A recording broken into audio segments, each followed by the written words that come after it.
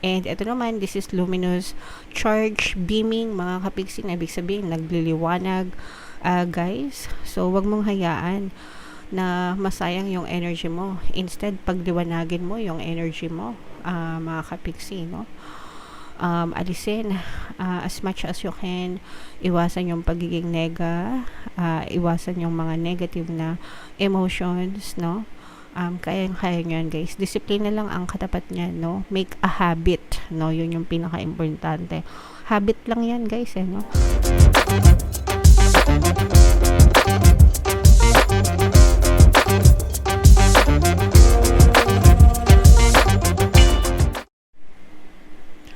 Hello guys, hello Pisces. Welcome back to Pinoy Pixie Tarot. Ang pamagat ng episode natin for tonight is OOTM, Oracle of the Month, para ngayong February, para sa Pisces, Sun, Moon, Rising, Sign, and Venus. Mayroon tayong tatlong set ng decks dito, guys. Ito yung para sa spiritual message nyo. Ito yung para sa life messages. And ito naman yung para sa love life, mga kapigsi. Kung ano na lang yung message na naka-resonate kayo, guys, take that message, kasi hindi naman lahat ng message ay magre-resonate. So, unahin natin tong life messages. Spiritual message para sa inyo. Guys, time for a love fest. Okay? So, ibig sabihin nito, guys, focus on love, focus on light. Palakasin ang inyong love energy. Mga kapiksi, kapag malakas yung inyong love energy, na-attract nyo rin yung magagandang love and relationship sa paligid nyo. Hindi lang sa romantic relationship, mga kapiksi, na love, no? Even sa non-romantic na relationship, kapag maganda yung pakikitungo nyo sa ibang tao, di ba? Mas masarap yung ganong pakiramdam na maraming nagmamahal sa inyo. So, tingnan natin exactly kung anong message para sa inyo. Actually, everyone is reasonable. They just have their own reasons, and usually it's worth trying to learn what they are to maximize chances of a full-blown 60s style psychedelic love fest, which is always a good thing. Okay? So, ibig sabihin nito, mga kapiksi, it doesn't matter kung ano ibig sabihin nito or kung ano man yung nakasulat dito, mga kapisi. Ang ibig sabihin lang nito is i-learn natin, we have to learn to maximize, no, yung chances ng pagkakaroon ng love sa buhay natin. Kasi sometimes there are people na kapag nasaktan na, no, sa pag-ibig, nasawi, na broken heart, 'di ba? Ayaw nang umibig ulit. And marami rin akong nababasa diyan sa comment section natin, mga kapiksi, no, na ayaw na sa love life, ayaw na sa person. Yung ayaw na sa person, okay lang, pero yung i-generalize mo yung pag-ibig, yung love life, parang hindi siya tama, no? Kasi lahat tayo, meron tayong deserve natin na maka-experience ng tamang relasyon, tamang tao sa buhay natin, mga kapiksi. Parang hindi lang nagkiklik, no, sa inyo na deserve mo yon, na karapat dapat ka doon, na it's your birthright. And do not settle for breadcrumbs, no, ika nga. Kumbaga, do not settle for anything less sa buhay mo. Kung gusto mo ng specific person na mapagmahal, malambing, honest, mabait, marunong rumespeto, marunong magmahal, marunong magpahalaga, dapat yun yung binibigay mo sa sarili mo, and yun yung type ng person na papapasokin mo sa buhay mo. Kumbaga, parang may checklist ka na, no? Ito yung mga gusto kong trato or traits, ugali ng specific person sa buhay ko. Kapag hindi siya ganito, hindi siya mabait, babaero siya, hindi siya loyal, ex na agad sa akin yan. So, kumbaga, dun pa lang, nafi-filter mo na hindi mo siya sasagutin, di ba? Kapag alam mo na ganun yung ugali niya or may history siya ng ganun. So, dapat ikaw din yung nagsaset ng baseline sa love life mo, okay? Pero, wag mong isarado yung puso mo, mga kapiksi, sa pag-ibig, because it's nice to love, no?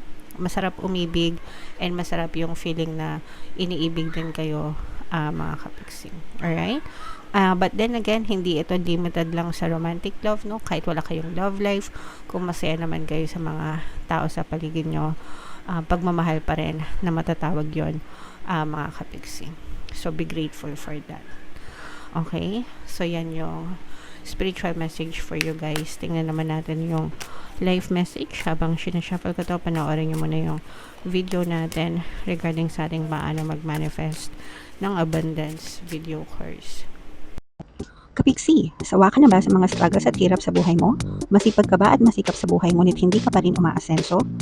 Ilang beses ka na bang nag-attempt mag-negosyo at mag-invest pero palagi ka pa rin nalulugi? Sa pagkakataon na ito ay maaaring may subconscious beliefs ka na nagiging balakid sa iyong pag-unlad at pagyaman. Introducing, paano mag-manifest ng abundance video course.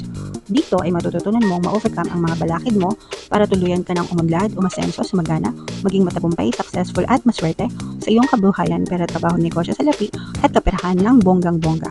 Dali, mag-send na ng email sa pinoypixie@gmail.com at simulan na ang iyong pagyaman ngayon.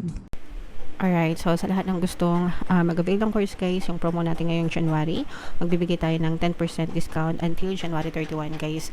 Kaya i-avail nyo na, sobrang ganda. And ito yung ating life messages. We have energy and luminous.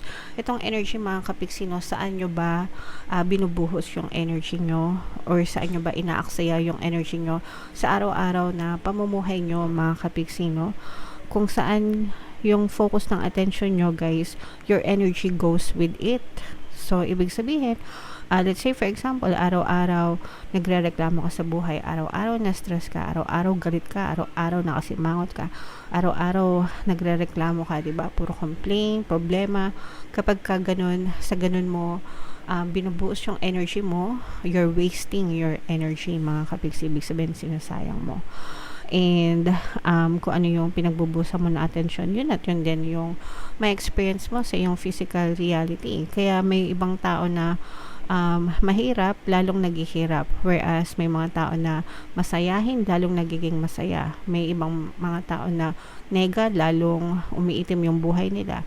May mga tao na palaging blessed, no? Kasi doon umiikot yung energy nila. So, ganun, mga kapiksi. Make sure na araw-araw you spend your energy to gratitude, love, happiness, compassion, di ba? Abundance, para doon talaga yun din yung na-attract mo sa iyong physical reality. And ito naman, this is luminous charge beaming, mga kapiksi, na ibig sabihin nagliliwanag, guys. So, wag mong hayaan na masayang yung energy mo. Instead, pagliwanagin mo yung energy mo, mga kapiksi, no? Alisin as much as you can. Iwasan yung pagiging nega, iwasan yung mga negative na emotions, no? Kaya nyo yan, guys. Disiplina lang ang katapat niyan, no? Make a habit, no? Yun yung pinaka-importante. Habit lang yan, guys, no? Nasanay kayo na palagi kayo nagrereklamo, kaya until now nagrereklamo kayo. Pero kung nasanay kayo na palagi nagpapasalamat, palaging masaya, there are people, guys, no, na kahit may problema, hindi halata. Why? Kasi masayahin sila, 'di ba? So, ganun, mga kapiksi. Kaya yung problema nila, sandali lang din, lumilipas agad, 'di ba? So, ganun, make it a habit, mga kapiksi, na mag-focus sa positive and para magliwanag ang inyong buhay, guys. Okay? So, yan yung life messages para sa inyo. And ito naman, sa ating love life, mga kapiksi.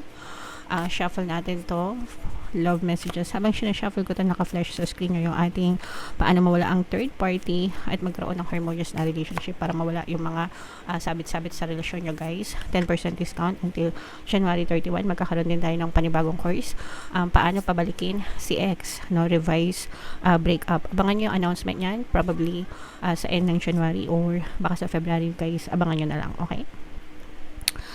So, ito yung ating love messages. Maganda, no? Kasi parehas kayo magkasama dito sa dalawang card. Unahin natin to, guys. My beloved. Ito yung mensahe sa iyo ng iyong partner o specific person kung kayo ay may love life na, guys. Though we may be physically apart, spiritually we are always united. For love transcends space and time, nothing is missing. So, kahit na magkahiwalay kayo sa puso nyo, mga kapiksi, mag-isa pa rin kayo, magkaisa pa rin kayo, guys, no? Ganun ka makapangyarihan ang pagmamahal, guys, no? Nothing is missing, especially if LDR kayo, guys, excuse me. Sa mga kapiksi natin na, excuse me, okay, pasensya na, guys. Especially sa mga kapiksi natin na LDR, kung magkalayo kayo, guys, or kahit na hindi kayo LDR, pero sa umaga, let's say for example, baka magkahiwalay kayo sa umaga kasi either nagtatrabaho yung isa or parehas kayo nagtatrabaho, ganyan. Pero kahit na magkalayo kayo, diba, you always miss each other, namimiss ka ng person mo, and para sa kanya, no, talagang you are always connected, guys, no? So, napakaganda ng message niya sa'yo. Ito naman, isa, soulmate, next naman. Your soulmate is already with you in spirit. Believe this and they will manifest physically. So, for some of you, sa mga single, mga kapiksi, no, if nag-aantay kayo ng partner or specific person, huwag kayong mag-alala kasi maaaring malapit nang dumating sa buhay nyo yung mga minamanifest nyo na soulmate, guys. Meron tayong subliminal para sa mga single, attract love and relationship, no? Para ma-attract nyo yung tamang specific person and yung specific person na deserve nyo talaga. So, hanapin nyo lang dun sa relationship subliminal, guys. And kung kayo naman ay may mga jowa na, guys, yung person nyo, no? Maaaring sila na yung soulmate nyo, guys. Kaya nga, mahal na mahal kayo ng person nyo, mga kapiksi. Okay? Ay, kinikilig na naman kayo dyan. Comment down below, guys, kung saang message kayo naka-resonate. Ito, guys, i-mind nyo na yan. Soulmate na yan, no? So, comment down below kung saang message kayo naka-resonate. Dito ba sa spiritual, dito ba sa life, or dito ba sa love life, mga kapiksi. For more tarot readings para sa Pisces, guys, ito yung playlist nyo. Ito naman yung ating success stories ng paano mag-manifest ng abundance video course. Click here to subscribe, guys. Ito yung ating mga pampaswerte subliminals. Thank you for liking, sharing, and subscribing. See you next time. I love you all. Have a nice day. Bye-bye.